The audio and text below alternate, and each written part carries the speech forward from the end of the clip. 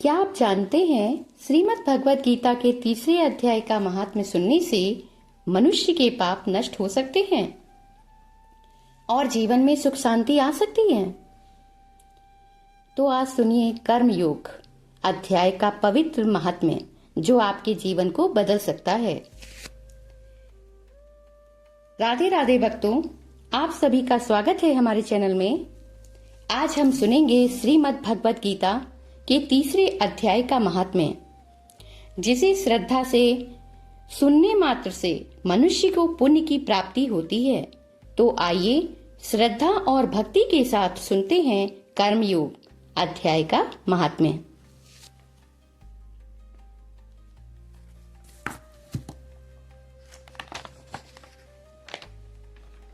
नारायण जी बोले, हे लक्ष्मी,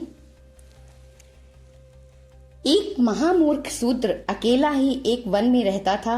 बड़े अनर्थों से उसने अपने लिए बहुत सा द्रव्य इकट्ठा किया।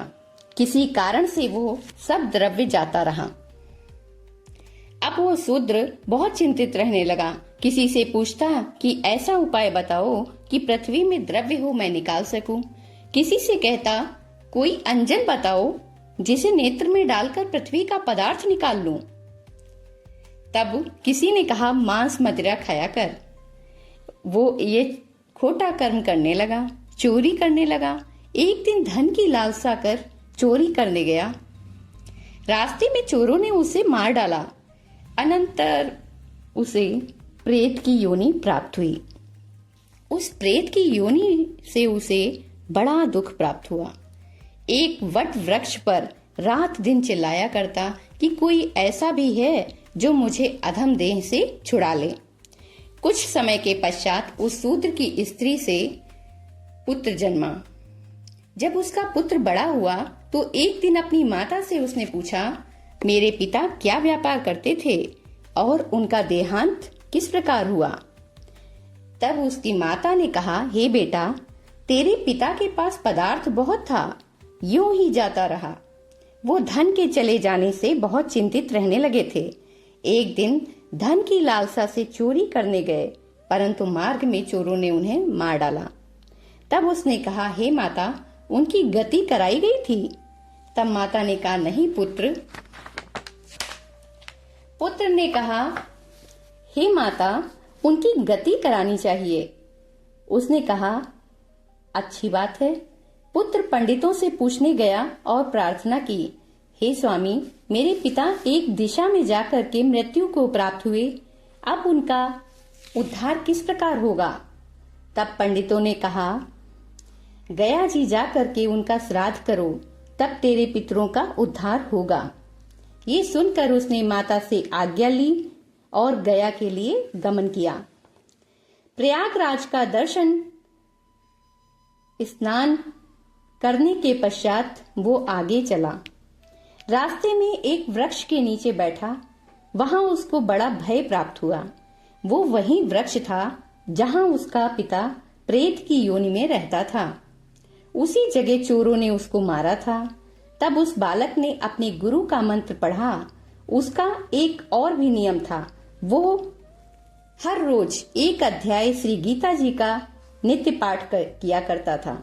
उस दिन उसने श्री गीता जी के तीसरे अध्याय का पाठ उस वृक्ष के नीचे बैठकर किया, जिसे सुन करके उसके पिता प्रेत योनि से छूट गए।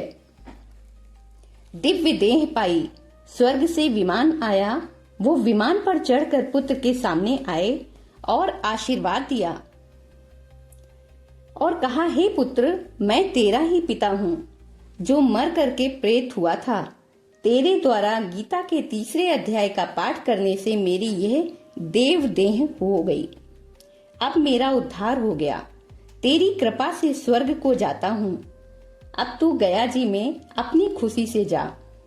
इतना सुन करके पुत्र ने कहा, हे पिताजी, कुछ और आज्ञा करो जो मैं आपकी सेवा करूं। तब उस देव देही ने कहा, देख, मेरी 7 पीढ़ियों के पितर नरक में पड़े हैं, वे बड़े दुखी हैं। अब तुम श्री गीता जी के तीसरे अध्याय का पाठ करके उनको इस दुख से मुक्त प्रदान करो। इतना वचन कहकर वो देवदेही स्वर्ग को गया।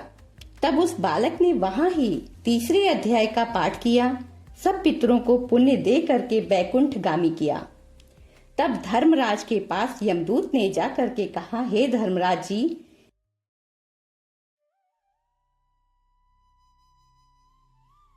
नरक में बहुत से लोग नहीं हैं, नरक तो उजड़ा पड़ा हुआ है।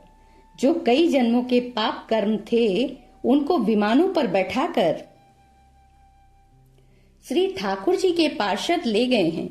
इतना सुनते ही धर्मराज उठकर श्री नारायण जी के पास गए।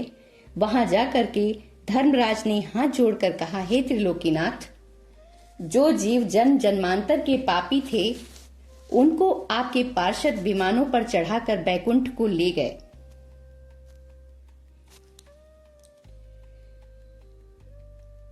अब नरक में यातना भोगने का दंड किसको दूं? तब श्री नारायण जी ने बहुत प्रसन्न होकर कहा, हे धर्मराज, तू दुखी मत हो, ना अपने मन में बुरा मान। मैं तुझे एक वृत्तांत कहता हूं, सो तुम उसे श्रवण करो। ये जीव पापी थे, इनका कोई पिछला धर्म उदय हुआ है। अपने धर्म द्वारा ये महापापी जीव बैकुंठ को गए हैं और यह एक आज्ञा मैं तुझे देता हूँ, जो जीव श्री गीता जी का पाठ करे अथवा श्रवण करे या कोई किसी को पाठ किए का फल दान करे, उन जीवों को तू कभी नरक न देना। इतना सुन करके धर्मराज अपनी पुरी को आए। आकर के अपने यमदूतों को बुलाकर कहा, हे यमदूतों, जो प्राणी श्री गीता जी के पाठ करे अथवा श्रवण करे या पाठ किए का किसी को पुण्य दे, उस प्राणी को तुम कभी नरक में न डालना। जो जीव श्री गीता जी का पाठ करे या श्रवण करे, उसका फल कहाँ तक कहने में नहीं आ सकता। तब श्री नारायण जी ने कहा, हे लक्ष्मी, ये तीसरे अध्याय का जो फल मैंने तुमसे कहा है सो तुमने सुना है।